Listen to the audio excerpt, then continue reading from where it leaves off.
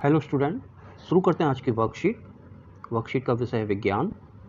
Worksheet number 2 1 सितंबर की worksheet है। Class है 7। यहाँ विद्यार्थी नाम लिखेंगे अपना, यहाँ कक्षा अध्यापक का नाम। संक्षिप्त उत्तर और दीर्घ उत्तर प्रश्न है। ये असेसमेंट वर्कशीट है, आकलन कार्य पत्रक। ठीक है, और 20 मार्क्स हैं इसके, 20। तो शुरू करते हैं। प्रश्न 1, निम्नलिखित प्रश्नों के उत्तर दीजिए। ठीक है, अब एक में है ए, दीर्घ रोम क्या है। तो ये हमने पुरानी वर्कशीटों में पढ़े हुए हैं सारी चीज़ें, तो आप पुरानी वीडियो देखोगे तो वहाँ से भी कर सकते हैं। तो मैंने फिर भी यहाँ पे आंसर लिखा हुआ है। क्षुद्रांश की आंतरिक भित्ति, अस्तर, उंगली जैसी संरचनाओं। जो क्षुद्रांश होते हैं उसकी आंतरिक भीतर में भित्ति होती है, वो उंगली जैसी संरचनाओं में प्रवर्ध में विकसित होते हैं, वहाँ उसमें अंदर विकसित होते हैं ये दीर्घ रोम। ठीक है, ये अवशोषण का सतही क्षेत्रफल बढ़ाते हैं।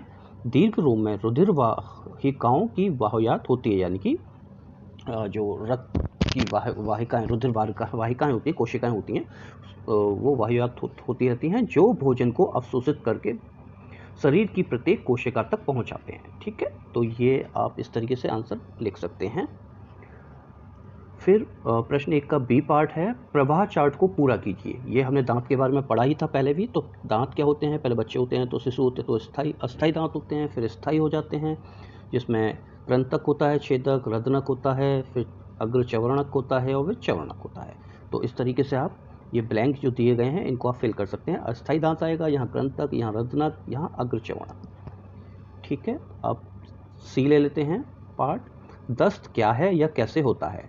ठीक है, डायरिया या दस्त पेट की गड़बड़ी से जुड़ी एक आम समस्या है, जो हमने पहले दस्त के वर्कशीट की भी है, तो वहाँ से भी आप देख सकते हैं। दस्त के ज़्यादातर मामले पेट संबंधित मार्ग में संक्रमण के कारण होते हैं।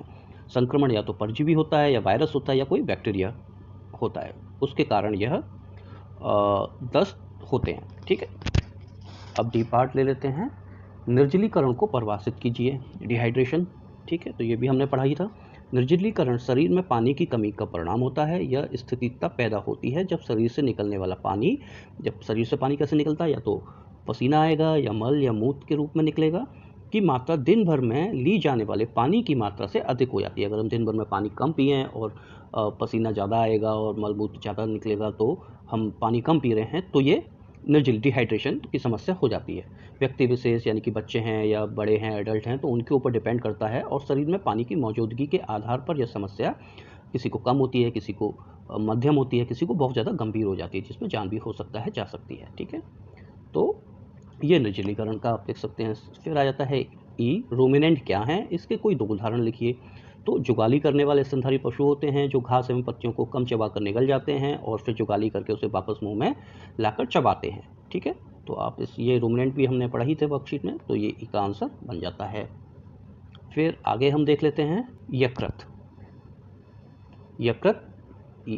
यकृत का कार्य क्या है, प्रोटीन को संश्लेषित करना और पाचन के लिए आवश्यक जैव रसायन बनाना।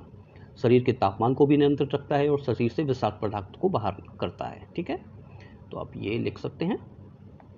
फिर सेकंड प्रश्न आ जाता है, दूसरा प्रश्न है, निम्नलिखित प्रश्नों के उत्तर संक्षेप में दीजिए। दंत क्षय की रोकथाम के लिए कोई 3 अच्छी आदतें लिखिए। तो गंदी उंगलियों को मुंह में नहीं देना, हर बार खाना खाने के बाद कुल्ला करना, प्रतिदिन 2 बार ब्रश या दातून करना।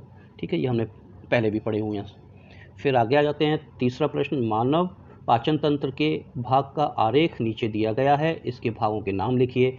इसका वह भाग भी लिखिए जो सहायक है। फर्स्ट, जीवाणुओं को मारने में, तो वो आमाशय हो गया। यहाँ पर ब्लैंक था, रिक्त है, मैंने यहाँ पे आमाशय लिख दिया। भोजन के पूर्ण पाचन में, भोजन को पूर्ण तरीके से पाचन क्षुद्रांत करते हैं।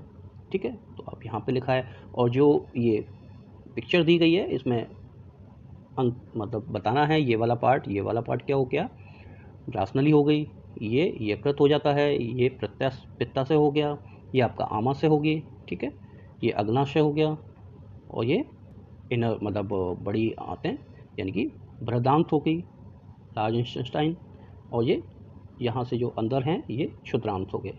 ठीक है, और ये आपका गुहा। ठीक है, तो ये इस तरीके से आप बता सकते हैं, दिखा सकते हैं इसमें चित्र में। ठीक है, अंकित किया गया है। सो बच्चों, ये वर्कशीट यहीं पे आपकी असेसमेंट वर्कशीट समाप्त होती है। सो प्लीज़ वीडियो को लाइक करिए, चैनल को सब्सक्राइब करिए, जिससे आने वाली वीडियो की नोटिफिकेशन आपको टाइम से मिलती रहे। Thank you, have a nice day.